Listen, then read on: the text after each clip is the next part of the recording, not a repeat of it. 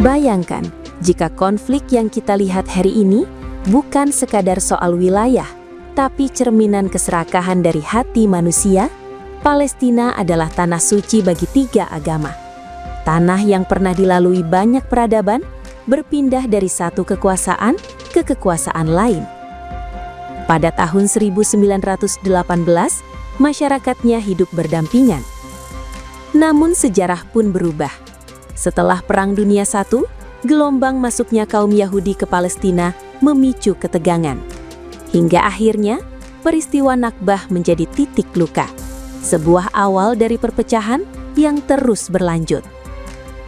Padahal mereka berasal dari satu rumpun. Lalu mengapa bisa terpecah? Salah satunya karena munculnya kelompok-kelompok garis keras yang mengedepankan kekuasaan dibanding kemanusiaan. Ternyata Al-Quran telah memberi gambaran, ketika manusia meninggalkan petunjuk Allah, kerusakan akan terjadi di muka bumi. Dan ini bukan hanya tentang mereka, ini tentang kita. Karena setiap kezaliman berawal dari hati yang jauh dari Allah. Lalu pertanyaannya, apakah kita mau belajar dari sejarah atau justru mengulang sejarah yang sama?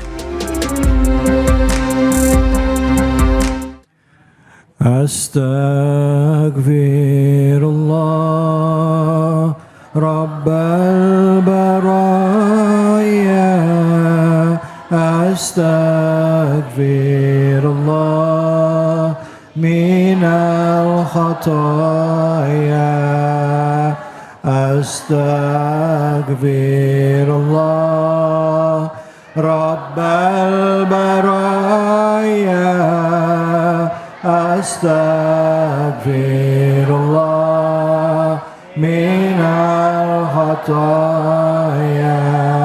Sallu ala Nabi Muhammad. Assalamualaikum warahmatullahi wabarakatuh. Warahmatullahi wabarakatuh. Alhamdulillahi rabbil alamin. Wa sallallahu wa sallama ala abdihil mustafal amin, Sayyidina Muhammadin Nurillahil mubin al-hadi ila siratihil mustaqim dhil khuluqil azim wa nahjil gawim. Allahumma salli wa sallim wa barik alaihi wa ala alihi wa sahbihi wa man sara fi darbih, amma ba'd. Semua pemirsa Cahaya Hati Indonesia iNews TV, baik yang hadir pada saat ini di Masjid Al-Ikhlas dan yang di rumah.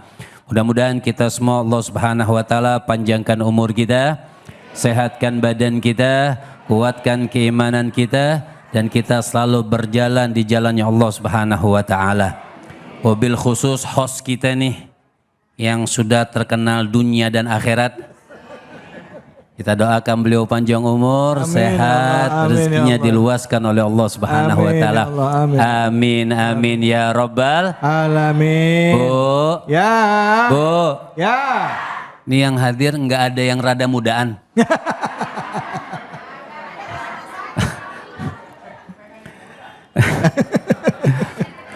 Nenek-nenek semua. Alhamdulillah. Hari ini sedikit kita akan membahas surah Al-Isra dari saya 2 dan 3. Tapi sebelum kita masuk ke ayat 2 dan 3, tentunya ayat ini berkaitan dengan yang pertama. Yang subhanalladzi asra bi'abdihi lailan minal masjidil haram ila masjidil aqsa alladzi barakna haulahu linuriyahu min ayatina innahu huwa sami'un. Hafal semua. Kenapa ada ayat kedua tentang Nabi Musa? Allah sudah memuliakan. Singkatnya, yang pertama ini Allah memuliakan Nabi. Allah mengangkat derajat Rasul, bawa jalan-jalan. Sampailah intinya kita mendapatkan perintah sholat karena Allah anugerahkan kepada Nabi Muhammad yang namanya Isra, perjalanan malam hari sampai ke Baitul Maqdis. Kemudian yang kedua, ayatnya Allah Subhanahu wa taala mengatakan wa ataina Musal kitab. Sampai situ dulu nih. Wa atainal Musa kitab. Allah kemudian ayat selanjutnya Allah memberikan kepada Nabi Musa kitab. Apa kitabnya? Taurat. Allah mensejahterakan Nabi dengan Isra-nya. Kemudian hadiah kepada Nabi Musa apa? Hadiah kepada Nabi Musa berupa kitab Taurat.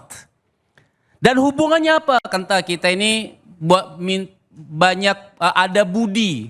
Banyaklah budi Nabi Musa. Kenapa? Sampai daripada 50 ayat kita sholat sampai menjadi 50 ayat. 50 waktu sholat sampai menjadi 5 waktu.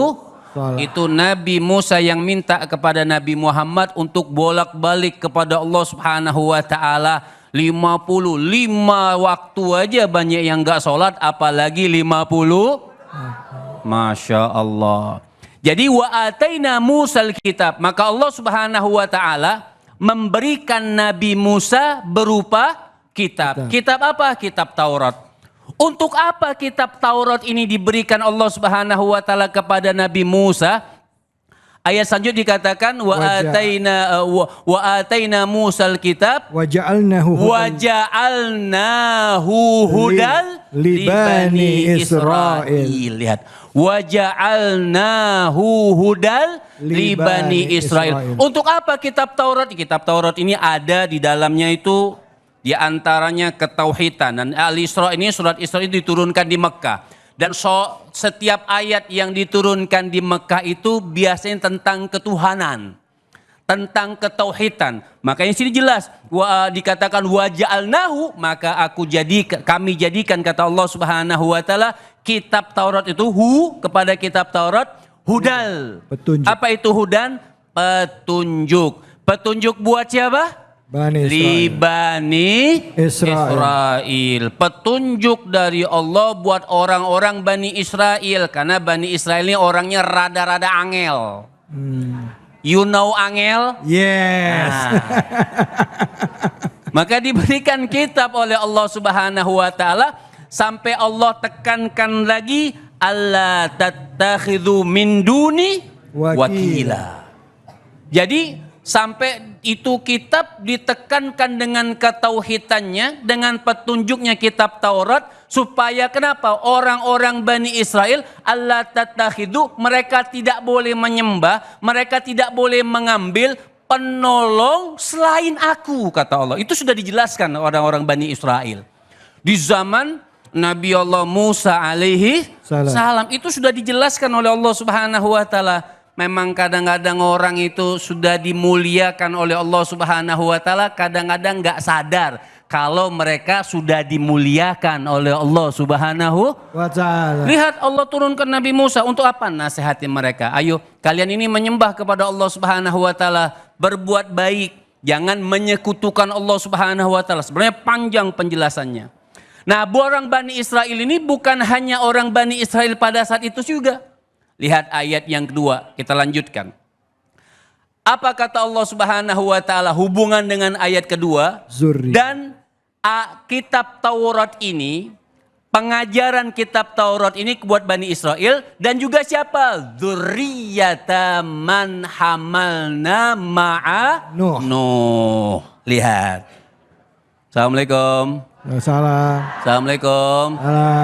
Paham ibu-ibu ya? Jadi kita lihat keadaan zaman sekarang ini itu semua sudah ada di dalam Al-Quran. Masa Ustaz? Iya. Misalnya kayak sekarang nih, maaf ya Mumpung Habib ngomong ini. Ya. Sekarang kan kita lihat tadi tayangan ya, itu bahwa ada penggempuran yang dilakukan oleh Israel. Nggak cuman ke Palestina, tapi juga menyerang Iran ya, dan juga negara-negara lain, Lebanon Selatan. Ya. Bahkan kemarin tentara kita juga jadi korban UNIFIL. Betul. Nah, ini kelakuannya mereka memang udah digambarin dalam Al-Quran. Sudah digambarkan di dalam Al-Quran, makanya dikatakan nanti ada Ustadz Tile yang menjelaskan kesalahan dua kali. Kesalahan dua kali ulama mengatakan bukan 2 kali 1 2, berkali-kali.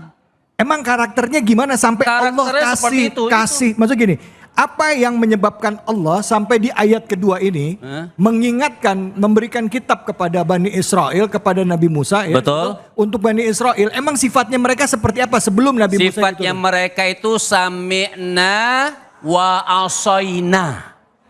Itu. Kalau kita umat Nabi Muhammad sami'na wa ata'na. Itu yang disampaikan. Sami'na wahai Nabi Musa, kami mendengar perkataanmu, tapi wa asoina. Sami'na wa asoina. Kami dengar, tapi kau saja yang menghadap Allah, kau saja yang berperang. Kami nggak ikut-ikutan. Itu sifat mereka dari awal. Ini terusin jangan nih. Oke. Wa dzurriyyata man hamalna ma'anu. Dan siapa mereka? Hei kalian ini orang-orang Bani Israel yang keturunan Nabi Nuh yang kami selamatkan. Kan udah diselamatin sama Allah. Kakek moyang mereka ikut kapal Nabi Nuh. Kakek moyang mereka ikut kapal. Jadi berapa kali mereka itu diselamatkan oleh Allah. Nah ikutin dong kakek moyang mereka yang beriman kepada Nabi Nuh pada saat itu. Yang bertauhid kepada Allah. Beriman kepada Allah. Cinta kepada Allah. Sampai dikatakan wa dzurriyyata man hamalna ma'anu. Jelas sudah. Bayannya sudah jelas. Jadi dzurriyyah dan orang-orang keturunan-keturunan yang keturunan kakek-kakek moyang mereka yang pernah ikut kapal Nabi Nuh. Diselamatkan dari yang banjir besar. Diselamatkan. Siapa yang ikut kapal Nabi Nuh? Yang mereka yang beriman. Ya. Yang pada ikutkan anaknya Nabi Nuh saja pada saat itu kan nggak masuk kapal karena nggak beriman. Anak ibu mau masuk kapal nggak? Pak. Masih ada? Masih. Aman nggak? Aman. Artinya yang masuk, jadi kakek-kakek moyang mereka yang pernah ikut kapal Nabi Nuh, kenapa? Karena mereka beriman. Nah ini kan keturunan-keturunannya sampai Nabi Musa, Bani Israel. Keturunannya, kenapa mereka nggak mau ngikutin Taurat? Oh. Kenapa mereka nggak mau mengikuti beriman kepada Allah Subhanahu wa Ta'ala? Kenapa sampai dikatakan Nabi Nuh juga innahu kana abdan? Nah, disifatkan Nabi Nuh itu orang yang paling banyak bersyukur. Diceritakan pokoknya ngapain aja Nabi Nuh itu selalu muji Allah. Pakai baju muji Allah, pakai makan muji Allah, minum muji Allah, berdiri. Pokoknya apapun kerjaan Nabi Nuh yang beliau akan kerjakan selalu memuji Allah Subhanahu wa Ta'ala. Allah. Dan panjang Nabi Nuh itu dakwanya 950 tahun. Bu. Yo. 950 tahun. Artinya, intinya kitab Taurat dan pengajaran sudah disampaikan kepada orang-orang Bani Israel. Akan tetapi sambungannya kita akan lanjutkan setelah ini. Baik, alhamdulillah. Syukran, terima kasih banyak Habib. Bu. Pak. Sehat? Kita ini kaum Nabi Nuh apa kaum Nabi Musa? Nabi Muhammad dong. Allahu Akbar. Assalamualaikum warahmatullahi wabarakatuh. Alhamdulillahirabbil alamin. Puja dan puji kita panjatkan atas kehadirat Allah. Tidak lupa kita berikan salawat dan salam kita kepada junjungan kita, manusia yang mulia, Nabi besar Muhammad sallallahu alaihi wasallam beserta keluarga, sahabat dan umatnya yang setia hingga akhir zaman. Alhamdulillah kita bersilaturahim lagi dalam Cahaya Hati Indonesia. Bu. Pak. Udah ngopi belum? Alhamdulillah belum, alhamdulillah. Baik, kita bahas ya. Tadi diawali dengan kita menyaksikan keadaan saat ini di mana saudara-saudara kita di Palestina walaupun sudah ada gencatan senjata, mereka terus gempur. Siapa yang gempur? Yaitu orang-orang Zionis ya. Kita lihat Lebanon Selatan diserang, terus digempur sama mereka oleh siapa? Oleh orang-orang Zionis. Orang saudara-saudara kita di Iran juga digempur oleh siapa? Orang-orang Zionis. Nah, kebetulan Zionis ini kita lihat mereka mengaku dirinya sebagai orang Israel ya. Apakah ada kaitannya dengan yang di dalam Al-Quran? Kita lihat bagaimana Al-Quran memandang dan menyikapi karakter dari Bani Israel. Apa makna Bani Israel itu sendiri? Dan bagaimana kita menyikapinya sebagai umat Islam dalam menghadapi keadaan ini. Nah, sebelum saya bahas lebih lanjut, kita tadi membahasnya adalah dari surah Al-Isra ayat 2 sampai ayat 10. Yang tadi 2 dan 3 ya. 2 sampai 10. Silakan buka Quran yang ada di rumah. Sekarang saya kasih kesempatan sama ibu-ibu, bapak-bapak yang mau bertanya, silakan angkat tangannya. Silakan angkat tangannya semua. Yang mana silakan Ibu? Ya. Mana tadi? Ya, Ibu. Bismillah. Assalamualaikum warahmatullahi wabarakatuh. Waalaikumsalam warahmatullahi wabarakatuh. Kenalkan, nama saya Ela Nurlela. Pertanyaan saya Pak Ustadz, bagaimana seharusnya umat Islam menyikapi perang ini? Terima kasih. Wassalamualaikum warahmatullahi wabarakatuh. Waalaikumsalam warahmatullahi wabarakatuh. Gimana nyikapin perangnya, Bib? Soalnya begini, Bib. Kalau yang Palestina rata-rata sama. Tapi begitu yang Iran ini ada yang beda nih. Ada yang bilang biarin aja Iran karena orang Syiah, kita Sunni nggak usah ikut campur. Ada yang bilang nggak peduli, mereka orang Islam, sesama masih saudara kita harus dukung. Nah, gimana kita nyikapi ini? Silakan Habib Fadol. Baik, yang ada hadis daripada Rasul sallallahu alaihi wasallam, "Idza ra'aitumul munkara," ketika engkau melihat suatu kemungkaran, falyughayyirhu biyadihi. Kita yang punya kekuasaan, kita dengan kekuasaan kita. Fa illam yastati, kalau tidak mampu, fabilisanihi. Ini tanya yang pertama dulu nih. Fabilisanihi, pakai lisan dengan berdakwah. Fa illam yastati, fabi kalbihi. Itu adhaful iman. Itu pun adhaful iman. Gak mampu juga kita doain. Doain itu juga termasuk selemah-lemahnya iman, karena cuma bisa doain doang. Ini masalahnya udah nggak doain, nyerocos yang nggak benar. Nah, itu yang masalahnya. Kita pilih orang-orang yang cinta kepada Allah. Kita nggak lihat dia siapa. Seandainya maaf, seandainya ada orang non-Islam, negara non-Islam, bantu Palestina dengan kekuatannya, saya dukung. Iya, betul. Itu kenapa dia membantu kekuatan daripada kekuatan Islam. Kita nggak usah bicarakan Syiah, Sunni, apa segala macam. Yang penting apa? Kekuatan mereka bisa membantu negara Palestina. Seperti itu. Jadi kalau Ibu, apa yang bisa kita lakukan? Sudah, kita sekarang ini nggak bisa apa-apa kecuali kita hanya berdoa, ya Allah selamatkan Palestina, ya Allah selamatkan orang-orang yang diserang, ya Allah selamatkan orang-orang yang didolimi. Allahumma dammir a'da'ad-din. Kita doakan, ya Allah hancurkan musuh-musuh yang menghancurkan Islam. Itu yang hanya bisa kita lakukan sekarang di sini. Dan kita diam. Kalau kita nggak faham makna, tidak faham dan tidak mengerti, itu sebaiknya kita diam. Nggak usah ikut-ikutan. Yang kita lakukan apa? Ada sholat yang betul. Kita sholat ini biasanya orang bodoh itu lebih banyak komentarnya daripada orang cerdas. Betul kata Ibu. Ya, orang bodoh itu nggak paham apa-apa, tiba-tiba komentar. Kita nggak mikirin dia perangnya karena apa. Yang penting orang Palestina tersudutkan pada saat ini. Kita berharap orang-orang Palestina itu diselamatkan oleh Allah Subhanahu wa taala. Negara manapun yang didolimi, kita minta Allah Subhanahu wa taala selamatkan. Itu yang harus kita lakukan. Tidak mampu diam dan berdoa. Bukan tidak mampu tapi berkoar-koar sesuatu yang tidak sesuai dengan fakta. Tadi Palestina, untuk Iran gimana? Sama dengan Iran. Iran kan keluarga kita semua, mereka juga menyembah kepada Allah Subhanahu wa taala, diserang. Mudah-mudahan Allah jaga negara Iran. Allah jaga mereka tetap bertauhid kepada Allah dan sabar apa yang diberikan oleh Allah Subhanahu wa taala ujiannya. Nah, menyikapi ulama yang berbeda pendapat gimana, Habib? Artinya ada yang bilang, "Oh, jangan ikut campur, diamin aja, nggak perlu. Itu memang Iran itu sesat," misalnya. Tapi nanti jawabnya Habib. Baik. Jawabnya Habib. Habib sampai keringetan gitu, Habib jawabnya. Baik. Tunggu jawabannya Habib dan juga guru-guru kita yang hadir di sini. Yang jelas kita harus menjaga ukhuwah, menjalin silaturahim antar sesama umat Islam, bukan untuk memecah belah apalagi diadu domba. Karena Islam adalah satu, nggak ada Islam A, nggak ada Islam B. Islam yang bersyahadat asyhadu alla ilaha illallah wa asyhadu anna Muhammadar Rasulullah. Jangan kemana-mana, tetap di sini di Cahayati Indonesia.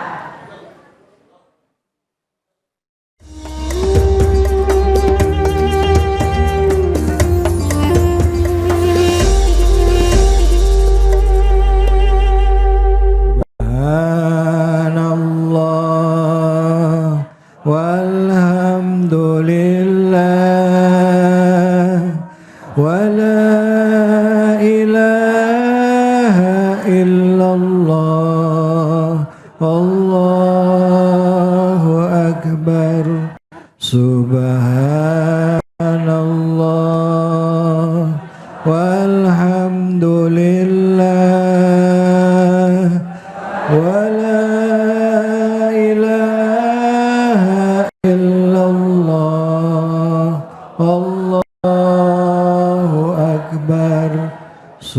Subhanallah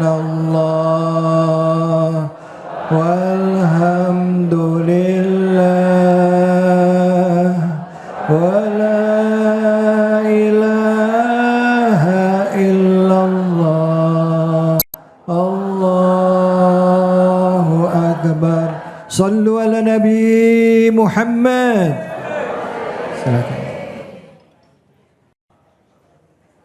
Assalamualaikum warahmatullahi wabarakatuh. Waalaikumsalam warahmatullahi wabarakatuh. Bismillahi walhamdulillah. Alhamdulillahilladzi anzala ala abdihil kitaba wa lam yaj'al lahu 'iwaja qayyima.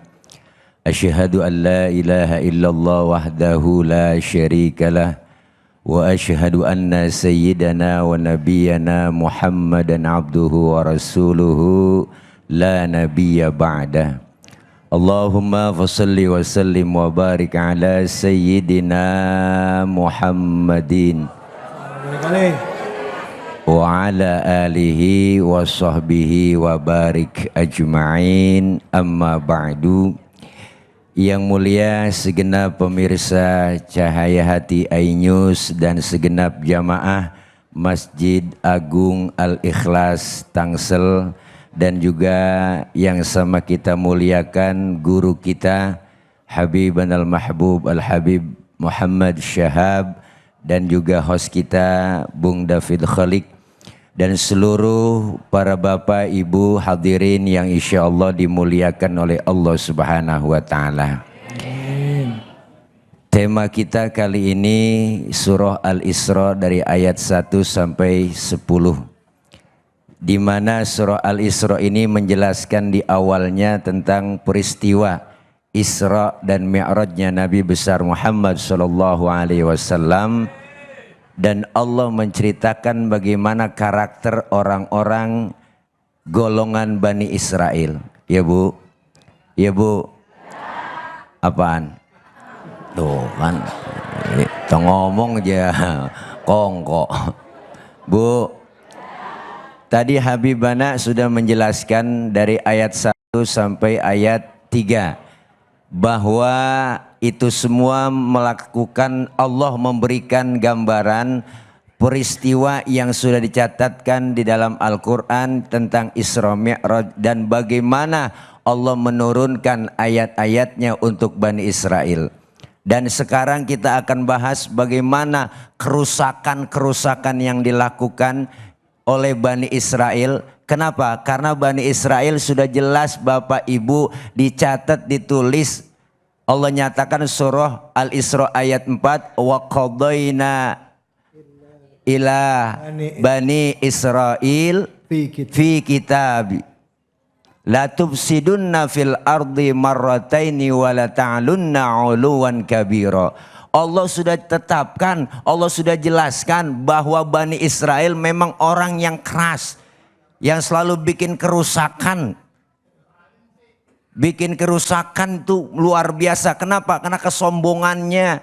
Sombong mereka. Apa sih ciri-ciri Bani Israel sifatnya? Pertama, pembangkang. Ibu ngajakin ribut mulu. Kerjaan yang ngajakin perang aja perang. Bikin pertanyaan yang enggak-enggak. Bikin pertanyaan yang bikin dia susah sendiri. Contohnya? Contoh, ada yang nanya, Ustadz saya lagi sholat. Terus kentut. Batal nggak Pak Ustadz? Oh, kalau udah batal saya mau sholat lagi Pak Ustadz. Apakah saya wudhu lagi Pak Ustadz? Lah wudhu lah, masa nggak wudhu? Kalau udah wudhu saya wudhu, basuh muka nggak Tad? Lah basuh lah. Oh, masa nggak dibasuh? Nah, itu Ustadz yang bikin saya bingung, nggak nyambung dong. Masa yang kentut pantat yang dibasuh muka nih? Ada pertanyaan-pertanyaan yang enggak Bu. Maka saya jawab, lo kalau kentut pantat lo kalau yang malu apa? Muka lah katanya. Oh, iyalah, makanya muka lo yang dicebokin. Enak kita kadang-kadang. Maka selalu ngajakin bikin pertanyaan-pertanyaan yang bikin memancing emosi. Ibu, Ya. Apalagi dia mau ngajakin perang, membangkang, melanggar perintah Allah, macam-macam, bikin kezoliman. Ini membentuk karakter sudah. Kenapa? Biar kata dikasih nasihat juga tetap aja. Bahkan ciri orang-orang Bani Israel itu diutusnya oleh Allah para nabi. Nabi dibunuh. Ya Allah. Sekarang juga banyak yang dibunuh. Bukan fisiknya tapi karakternya. Yang dibunuh, yang dihancurkan, dakwah dibunuh, dibungkam, ya Bu, ya Bu, kritik dibungkam, macam-macam. Maka jangan pernah kita begaul sama Bani Israel dah. Apalagi sampai kerja sama dia. Wah, saya mah ogah, ya Bu. Kenapa? Udah dijelaskan, dikasih nasihat, nggak mau dengar, perintah Allah dilanggar, bahkan sifatnya zolim. Ya Allah Bu, kalau orang udah zolim, zolim itu apa sih? Sesuatu, menempatkan sesuatu bukan pada tempatnya. Kalau pakai sendal ditaruh di kepala kan PA. Ya Bu, ya Bu. Ini sekarang terjadi di mana-mana, ada di sekitar kita sifat-sifat ini. Jangan sampai merusak kita. Kenapa? Kalau sudah merusak diri kita, merusak harga diri kita, merusak pribadi kita, yuk kembali kepada Allah Subhanahu wa taala. Bu, Bu, ciri-ciri orang-orang Bani Israel itu diantaranya apa? Orang yang nggak mau diajak kerjasama, mengingkari janji. Janjinya diingkarin, udah tenang aja. Pokoknya kalau kerjasama sama saya, kita pokoknya UMKM. Apa itu? Urusan makelar ketemu makelar. Wah, Allah, dia lagi ya Bu. Selalu nggak pernah selalu ingkar janji, memutuskan silaturahmi, berzolim, luar biasa. Ini semua karakter yang dia berikan kepada Bani Israel. Maka apa? Ketika turun perintah, turun para nabi, turun para pemberi dakwah, maka mereka abaikan. Luar biasa. Jangan sampai kita seperti sifat-sifat Bani Israel. Ini yang akan merusak kepribadian kita. Sifat zolim, karakter keras, nggak mau nerima nasihat. Bu, kalau dinasehatin kupingnya ditekep. Ya Bu, sambil lompat-lompat. Apa itu dakwah? Dakwah itu non profit. Wah, belagu banget. Ya, padahal apa? Dengan kita memberikan nasihat agar supaya diri kita menjadi orang yang dekat dengan Allah, dan jangan sampai kita mendekat kepada orang-orang yang mempunyai karakter Bani Israel. Mudah-mudahan dengan kita mengkaji ayat-ayat dari surah Al-Isra sampai 10 ini, kita akan terus mendapatkan ilmu untuk jangan sampai kita menjadi karakter-karakter orang-orang seperti Bani Israel. Mudah-mudahan Habib udah berdiri, jadi saya harus undur diri. Terima kasih, terima gaji ya. Terima gaji. Terima kasih. Terima kasih. Masya Allah. Terima kasih banyak Kiai Nur Fadillah, Ustadz Dile. Bu. Ternyata memang sifat Bani Israel itu adalah sifat yang memang sudah ditunjukkan dalam Al-Quran. Bisa jadi itu jadi contoh untuk kita. Bisa jadi kita juga mirip-mirip kelakuannya sama mereka. Ya. Jadi ini pelajaran buat kita. Bisa jadi ayat ini juga merujuk kepada mereka yang melakukan kezoliman di Palestina, yang menyerang saudara-saudara kita kaum muslimin saat ini. Ya, nanti kita akan bahas lebih dalam karena ayat ini seharusnya sampai ayat kelima nih Kiai ya. Tapi karena waktunya singkat nanti mungkin akan dibahas oleh Habib Muhammad. Tapi sebelumnya kita akan berbagi keberkahan dulu buat semua yang hadir dan juga yang ada di rumah. Tentunya bersama dengan Luwak White Coffee. Jangan kemana-mana, tetap di Cahaya Hati Indonesia.